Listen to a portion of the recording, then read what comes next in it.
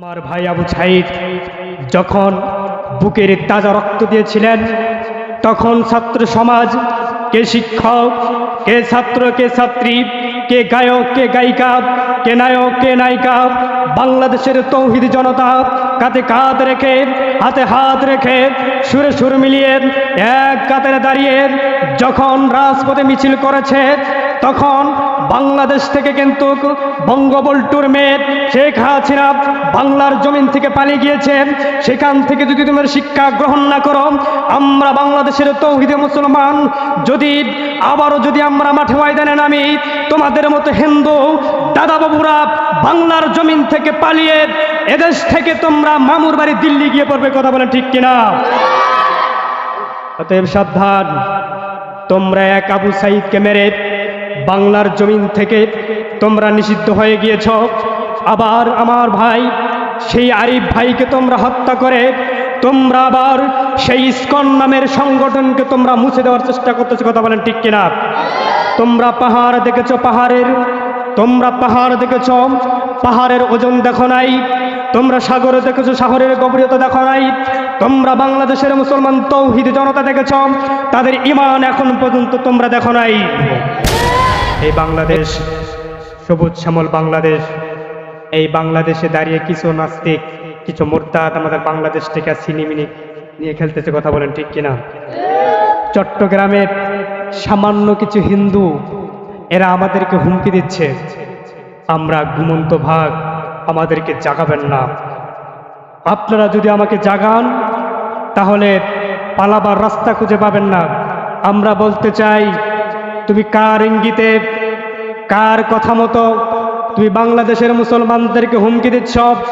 তোমরা একবার মাঠে ময়দানে দেখো, নামে খেলাবা তো খেলা করবা, মাঠে ময়দানে এসে দেখো বঙ্গোপসাগরে ডুব দিয়ে ছাড়া মরা বিকল্প ছাড়া রাস্তা নেই। কথা বলেন ঠিক কিনা?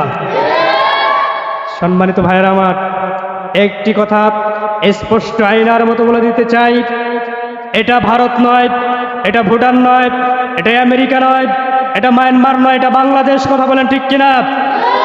এটা শাহজালালের দেশ, এটা গৌর গোবিন্দের দেশ নয়, এটা মুসলমানদের দেশ, এটা দাদা বাবুদের দেশ নয়, এটা হাজার হাজার মসজিদ আর লক্ষ লক্ষ মাদ্রাসা দেশ। এই দেশে মুসলমানরাই রাজধানী করবে। কথা বলেন ঠিক কিনা? এদেশে আমার দেশের কিছু দাদা বাবু এরা মাস্তানি করার চেষ্টা করে। তোমরা কার ইঙ্গিতে করো আমরা বুঝে গিয়েছি।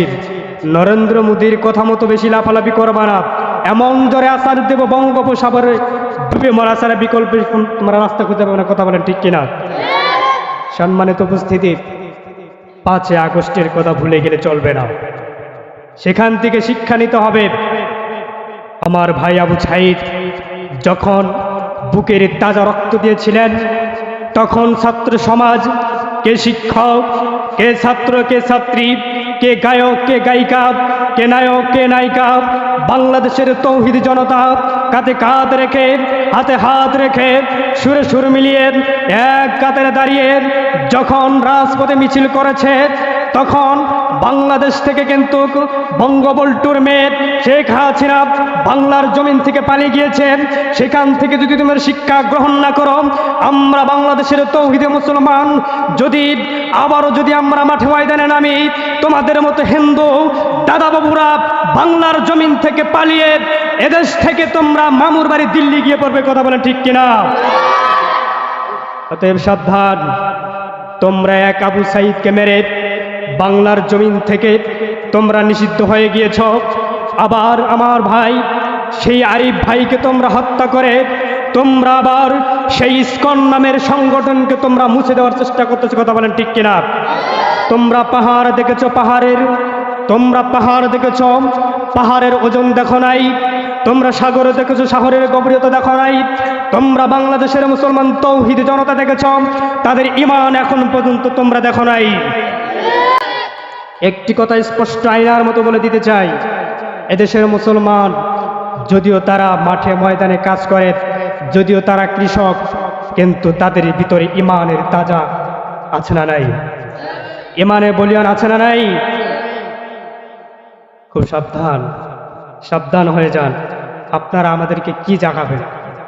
আমরা সেই রসুলের উম্মত, আমাদের সাহাবীরা বিবাহ করে বউকে বাসর ঘরে রেখে তারা যুদ্ধের ময়দানে গিয়ে বুকের তাজা রক্ত দিয়ে তারা প্রমাণ করে দিয়েছেন আল্লাহর জমিনে দিন কায়েম করার জন্য যদি জীবন দিতে হয়, রক্ত দিতে হয়, বারবার জীবন দিব, রক্ত দিব, এরপরও বাতিলের কাছে মাথা নত করবো না, সেই জাতি কিন্তু আমরা, ঠিক কিনা বলেন? সম্মানিত উপস্থিতি, একটি কথা স্পষ্ট ভাষায় আমরা সেই হিন্দু সম্প্রদায়দেরকে বলে দিতে চাই, 92% মুসলমানদের দেশ বাংলাদেশ।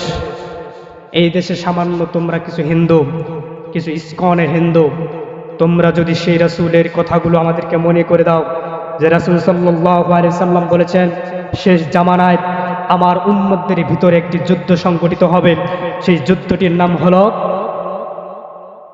গাজওয়াতুল হিন্দ। সেই যুদ্ধটির নাম কি? সেই গাজওয়াতুল হিন্দ যুদ্ধ। আল্লাহ রাসূল সাল্লাল্লাহু আলাইহি সাল্লাম বলেছেন সেই গাজওয়াতুল হিন্দ যুদ্ধে যারা শহীদ হবেন, আজ বদরের প্রান্তরে যে 14 জন সাহাবী বুকের তাজা রক্ত দিয়ে যারা শহীদ হয়েছেন, গাজওয়াতুল হিন্দ যুদ্ধে যারা শহীদ হবে তারা সেই 14 জন সাহাবীদের কাতারেই তারা থাকবে। সুবহানাল্লাহ বলেন।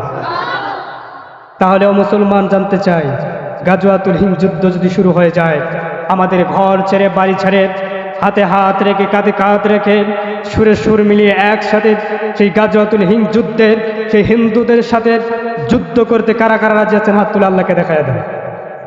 আল্লাহ তাআলা আমাদের সকলকে কবুল করুক। জি, আমি শুধু আজকে আলোচনায়, সূচনায়, ভূমিকায় এই কথাটি বলে দিলাম। আপনারা যেহেতু এখানে আছেন, আপনারা ইসলামী সঙ্গীত এবং আলোচনা শিখার জন্যই প্রতি সপ্তাহে একটা দিন আপনারা বেছে নিয়েছেন, সেটি হলো বৃহস্পতিবার, ঠিক কিনা বলেন? তো আমাদের শিখতে হবে, আমাদেরকে শিখতে হবে, শিখার জন্য আমরা এসেছি। সম্মানিত উপস্থিতি, আমাদেরকে কেরাত শিখতে হবে, ইসলামী সঙ্গীত শিখতে হবে, কবিতা আবৃত্তি শিখতে হবে, আমাদের আলোচনা শিখতে হবে। আমি একটা কবিতা পাঠ করেছিলাম কোনো এক মঞ্চে, তার 2টি কলি আপনাদের আমি শোনাচ্ছি। তখতে তখতে দুনিয়ায় আজি কম বক্তের মেলা, শক্তি মাতাল দত্তরা সেথা করে মাতলামি খেলা, ভয় করিও না হে মানবাত্মা, ভাঙিয়া পড়িও না দুঃখে, পাতালেরই মাতালের ওপেন আর পৃথিবীর বুকে, ঠিক কিনা বলে? কারণ আমরা মানুষরা আজ দুর্বল হয়েছি বলেই আজকে দত্তরা এখানে মাতলামি খেলা করছে। আমাদেরকে জাগতে হবে। সম্মানিত উপস্থিতি, আমি আপনাদেরকে বক্তৃতা শিখাবো, সেটি হলো আমাদের সর্বপ্রথম বক্তৃতা শিখার আগে আমাদের আগে সাহস অর্জন করতে হবে, নাম্বার 1। নাম্বার 2, আমাদের ভয়কে কাটিয়ে দিতে হবে। নাম্বার 3, আমরা যে আলোচনাটা করব, আমরা যে বক্তৃতাটা শিখব, সেটা যে বক্তৃতাটা শিখবো সেটা আমাকে আগে ভালো করে যাচাই করতে হবে, বাছাই করতে হবে। নাম্বার 4, আমি যেই কথাটা বলবো সেই কথাটা আমার স্পষ্ট কিনা, আমার ভাষাগত কথা ঠিক আছে কিনা। যদি আমার ভাষা ঠিক না থাকে তাহলে সে আলোচনা কিন্তু খাবে। স্পষ্ট কথা বলতে হবে। নাম্বার 1 সাহস। নাম্বার 2 কি? কেউ তো বলতে পারছেন না। 1 নম্বরে সাহস, 2 নম্বরে ভয় থাকা যাবে না, 3 নম্বরে কথাটা আমি কি করব? যাচাই এবং বাছাই করব। কথাটা আমি যে বলছি কথাটা সত্য কিনা মিথ্যা, আমি অন্যজনের কাছে শুনে সেটা মুখস্থ করে উপস্থাপন করছি, এটা বলা যাবে না। যদিও আমি সেটা শুনেছি, সেটাকে আমাকে যাচাই করতে হবে। নাম্বার 4, আমি যে কথাটা বলছি সেই কথাটা ভাষাগত কথা ঠিক আছে কিনা। আমার প্রত্যেকটা কথা স্পষ্ট হতে হবে। আমার ভাষা যদি ঠিক না থাকে, আমি যতই চিল্লাই মানুষ বুঝবে।